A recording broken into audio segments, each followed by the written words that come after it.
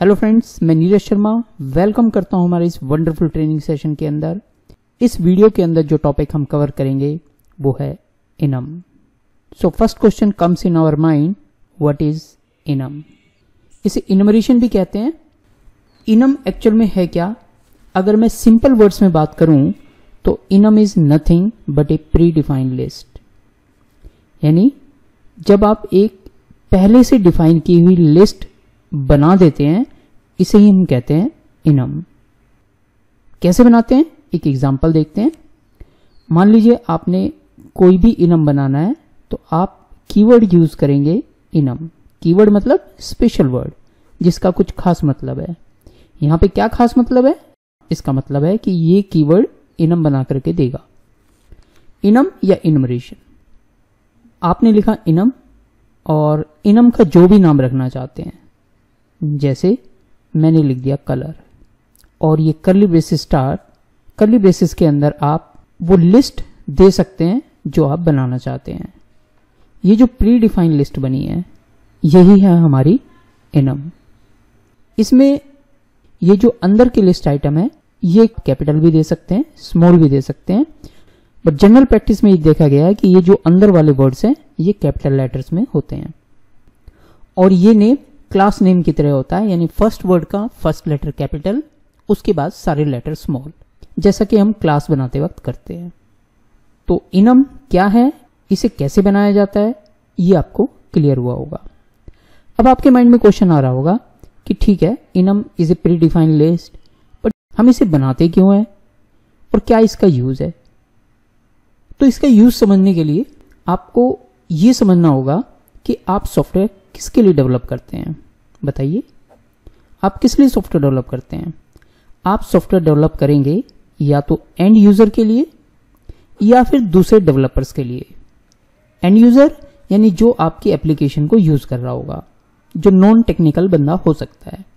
दूसरा कौन यूज कर सकता है? दूसरे डेवलपर्स। जी हां, आप सॉफ्टवेयर या प्रोग्राम बनाते हैं ताकि दूसरे डेवलपर्स भी उसे यूज कर सकें। जैसे कि आप भी जावा प्रोग्राम में क्लास यूज करते हैं, स्कैनफ, स्ट्रिंग या मैथ क्लास, ऐसी बहुत सारी क्लासेस आप यूज करते हैं जो किसने बनाई है? जो दूसरे डेवलपर्स ने बना करके आपको दे रखी है ताकि आप अपनी फंक्शनैलिटी में उनका यूज कर सकें। इसी तरीके से आप भी कुछ सॉफ्टवेयर डेवलप करते हैं, कुछ प्रोग्राम्स ऐसे बनाते हैं जिसे बाकी डेवलपर्स प्रोजेक्ट के अंदर यूज करेंगे। मान लीजिए आपने एक क्लास बनाई X। यहां पर आप चाहते हैं कि यूजर मतलब अभी मैं डेवलपर पॉइंट ऑफ व्यू से बात करूंगा यहां पर, कि जो डेवलपर है, दूसरा डेवलपर जो X क्लास को यूज करेगा और मेरा ये मेथड कॉल करे, तो मैं चाहता हूं वो यहां पर इंटीजर वैल्यू पास करे। यानी मान लीजिए ये डेवलपर 1 है आप और ये डेवलपर 2 है जो दूसरा डेवलपर है जो आपकी क्लास को यूज करेगा। कैसे यूज करेगा?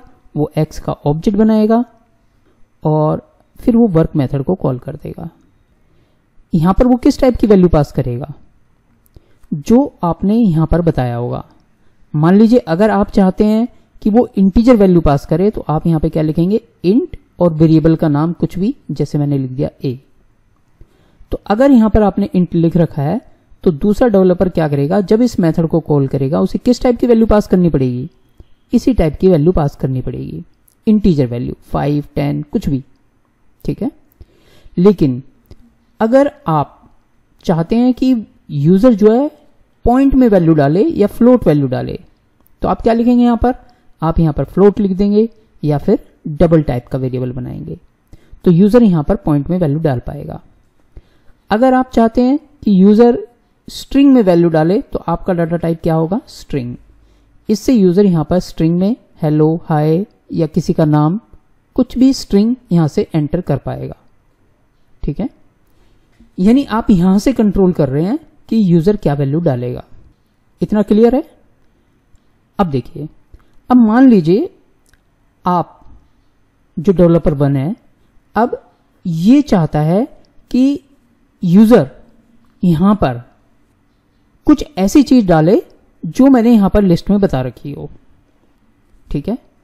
डेवलपर क्या चाहता है? डेवलपर ये चाहता है कि जब भी मेरे पास वैल्यू आए तो इसी लिस्ट में से वैल्यू आनी चाहिए। इसके अलावा कुछ ना आए, तो बताइए वो यहां पर क्या टाइप लिखेगा ताकि यूजर इन्हीं कलर में से कोई वैल्यू पास करे। क्योंकि अगर आपने स्ट्रिंग लिख दिया तो स्ट्रिंग में तो वो इन कलर के अलावा कोई दूसरा कलर भी पास कर सकता है यहां पर, यस और नो? बिल्कुल पास कर सकता है। तो फिर आप कैसे श्योर होंगे कि यूजर जो है इसी लिस्ट में से कोई आइटम दे?